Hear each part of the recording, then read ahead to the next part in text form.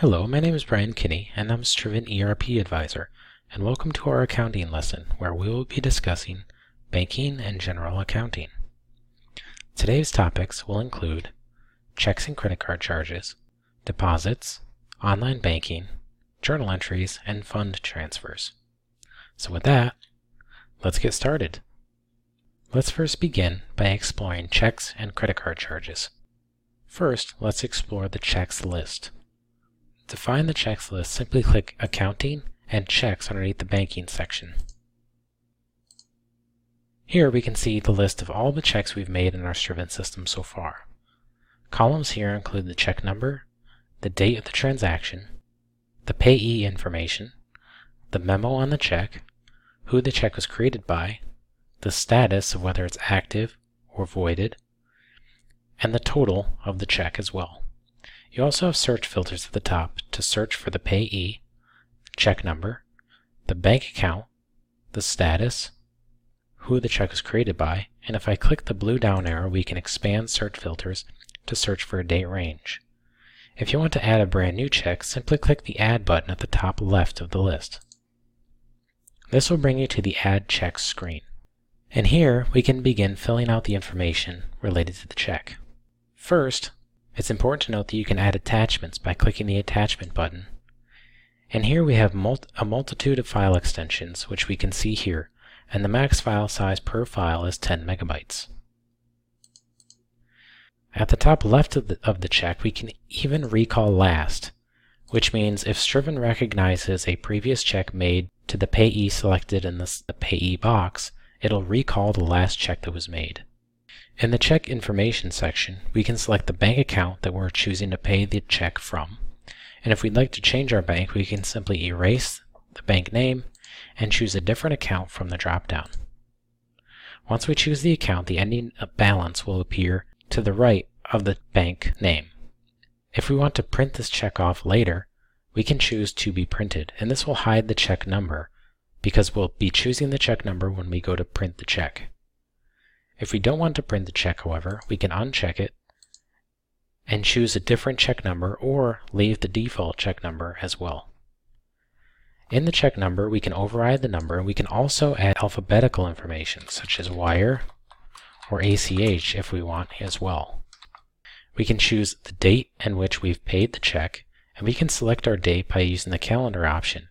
We can go ahead or back in time or keep the selected date. In the Select Payable To field, here we can choose our payee information. There are three icons that are important to know what they indicate. The red C indicates a customer. The purple V indicates a vendor. And the yellow E indicates an employee. And once we choose our payee, the Remit To address will fall down below. There's also a pencil and pad icon for us to change the Remit To address as well. Down below, we can even enter a memo for the check.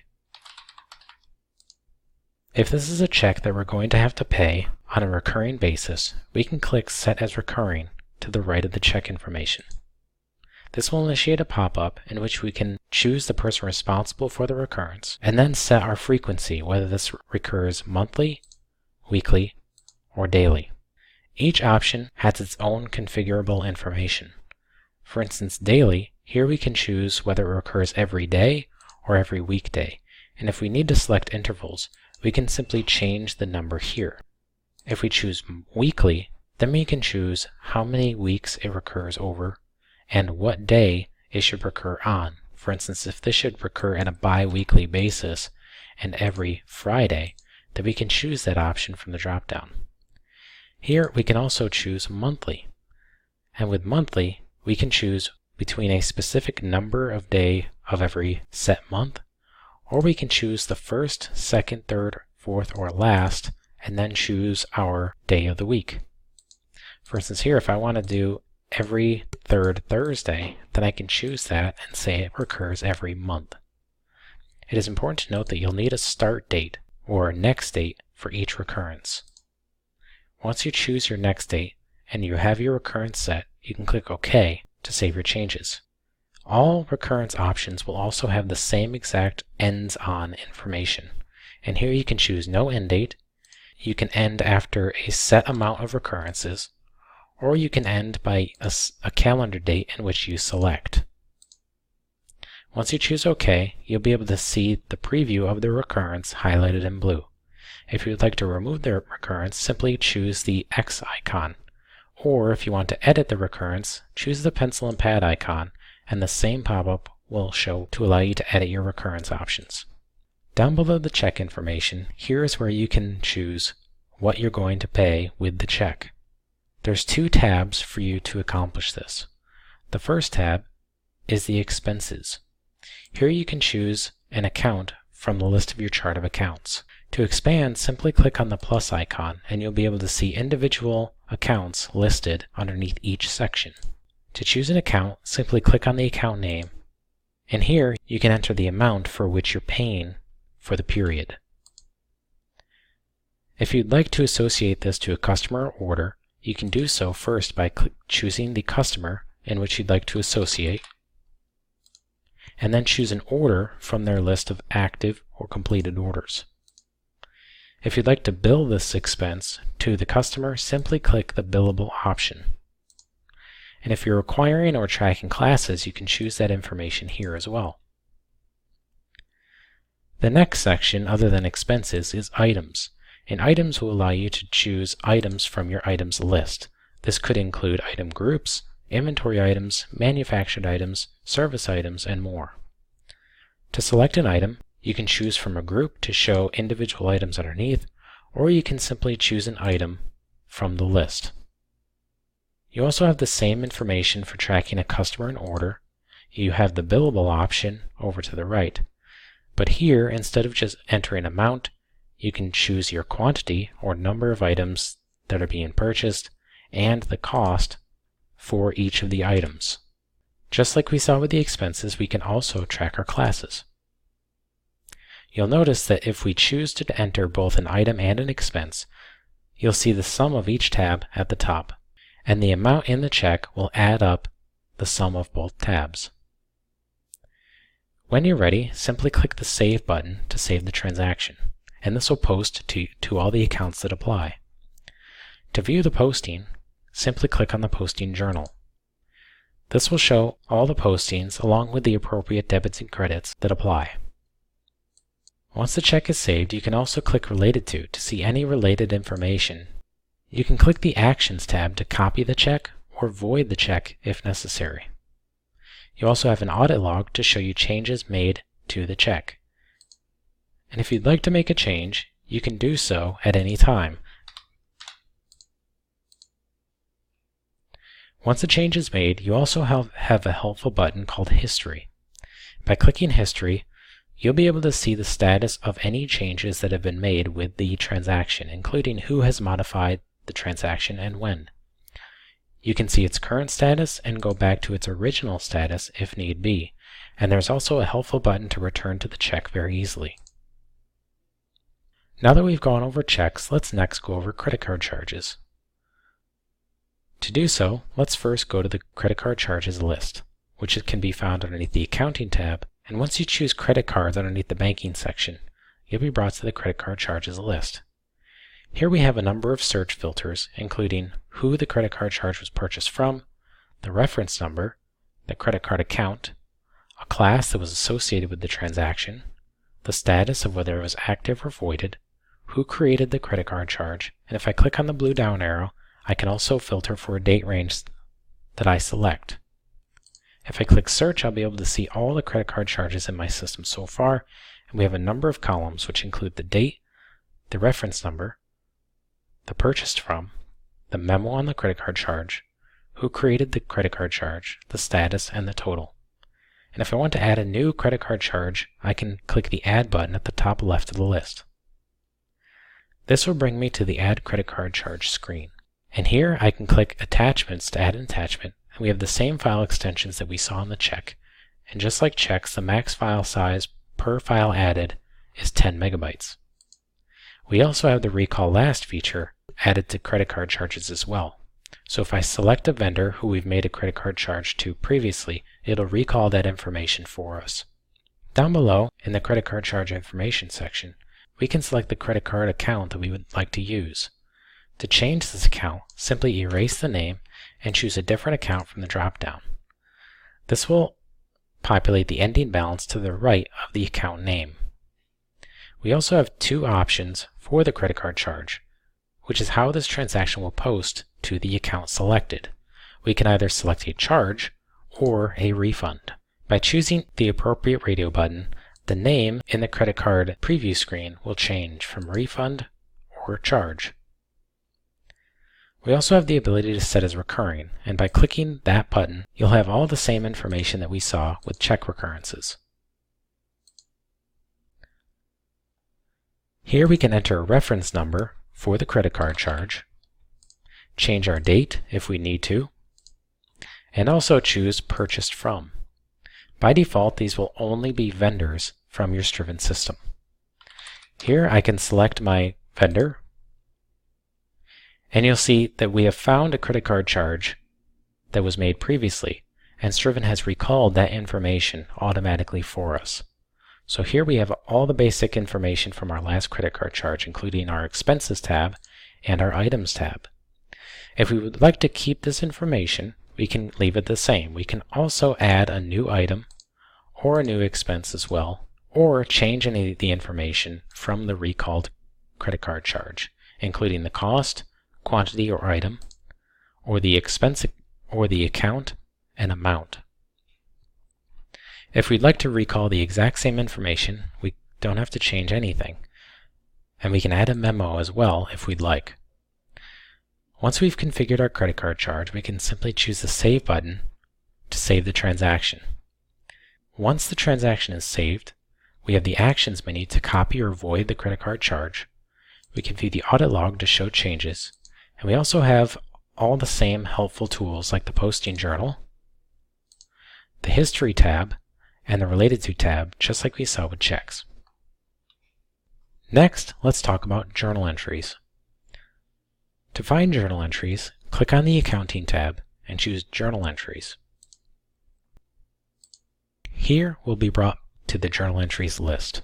Here we have several search fields, which include the journal entry number, a date range in which the journal entry was made, the journal entry memo, the status, whether it's active or voided, who created the entry, and if we click on the blue down arrow, we can search for a specific GL account, a line item memo, the customer or vendor selected on the journal entry, and a batch ID as well.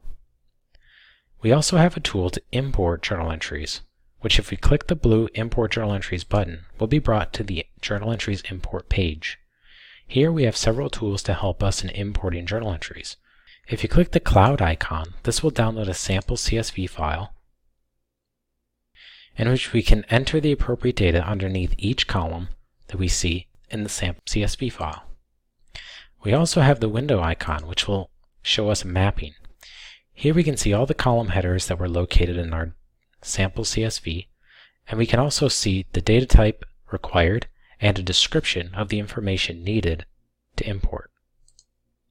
Once we have a file filled out, we can click the Select button to select that upload file and begin mapping to successfully import our journal entries into Striven.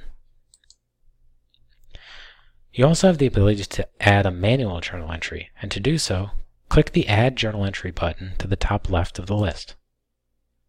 Here we'll be brought to the Add Journal Entry page, where we can change our journal entry number, choose our transaction date from the Calendar feature, and choose our default class for the journal entry as a whole as well.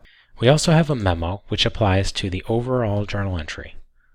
This is not to be confused with the line item memo seen down here. You'll also note that once we're in the Add Journal Entry page, we also have the ability to import journal entry line items here by clicking the blue button. If we've built a journal entry template, we can choose Create from Template and choose which template we'd like to add, and this will populate the information straight from the template for us, and all we'll have to do is change the amount in the debit and credit section for each account selected. If we would not like to use the template, we can refresh our page and start from the beginning. You also have the ability to set the journal entry as recurring, and if I click the Set as Recurring button, we'll have all the basic information that we saw with both credit card charges and checks. And this applies to the monthly, weekly, and daily options for setting up your recurrences. Please note that unlike any other transaction in Striven, journal entries do not have a reference number. They only require the journal entry number, which will become the transaction number itself. Now that we've configured all the information related to the journal entry, we can now add our accounts. To do so, simply click the Select field and choose an account from your Chart of Accounts list. On journal entries, you can effectively choose accounts payable and accounts receivable. Let's first add accounts payable to our journal entry. Now let's add accounts receivable and a different account overall. You'll notice that when we chose accounts payable, we now have to select a customer or vendor. So here, when I choose the field, I can simply type to select my customer and vendor from my list. When you select any other account besides accounts receivable and payable, once you have your account selected, you'll note that the debit and credit fields for each account will have blue arrows that go up or down. And this will demonstrate what either a debit or a credit will do to the account's balance, and this is based on the account type you've chosen on the journal entry. To fill out your journal entry, simply enter a number in either the credit or the debit field. Once you enter a number, you'll see a blue hyperlink in parentheses on the opposite side of the journal entry. This lets you know how far off you are on the opposing side of the journal entry. Here you can continue adding all your totals, and now you'll see that that total has changed because now my debit side is higher than my credit side. In order to save a journal entry, both the debit and credit must equal each other. So here I can put the 20 in my last account number. To do this quickly, simply click on the hyperlink and it'll add the number to the last available line item on the journal entry. Once you've configured the entry, simply click the Save button. And here we'll see the Save transaction with all the transaction tools up top, including the Posting Journal, the History tab, and the Related To tab. By clicking the Actions menu, you can reverse the journal entry, copy, and void the journal entry as well. Now that we've discussed journal entries, let's next go over fund transfers. Fund transfers can be found underneath the Accounting tab by clicking Transfers underneath the Banking section. Here we have a multitude of search filters, including the GL account found on the transfer, the class associated, whether it's active or voided, a date range in which the transaction was posted to, and who created the transfer as well. If you want to add a new fund transfer, simply click the Add button at the top of the list. This will bring us to the Add Fund Transfer page, and here we can choose the date in which the transfer occurred, and we can change the date by clicking the calendar icon and choosing a date from the drop-down. We can also choose the class associated with the transfer as well. Next, we have to choose where we're transferring funds from. Here we can choose an account from our list of chart of accounts. We can then choose where these funds are going to. We can enter a memo for the transaction, and then choose the amount that we're transferring from one bank to the other. Once we've configured our transfer, we can click the Save button to save the transaction appropriately. Once saved, we'll have all the transaction tools, including the Posting Journal and the History button. And if we click Actions, we can also void the fund transfer if we have permissions to do so. Next, let's talk about deposits. To find deposits, click the Accounting tab and choose Deposits underneath the Banking section. This will bring us to our deposits list, and here we have a lot of information that we can see related to each transaction made previously, including the deposit number, the deposit date, the bank account we've deposited into, the status, the creation date and who created the deposit, and the total as well.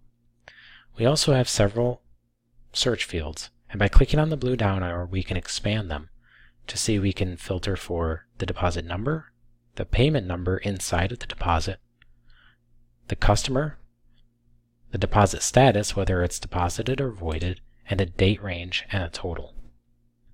To add a new deposit, simply click the Add button on the top of the list. This will bring us to the Add Deposit screen, and if we have any undeposited payments, they will appear in the pop-up automatically for us.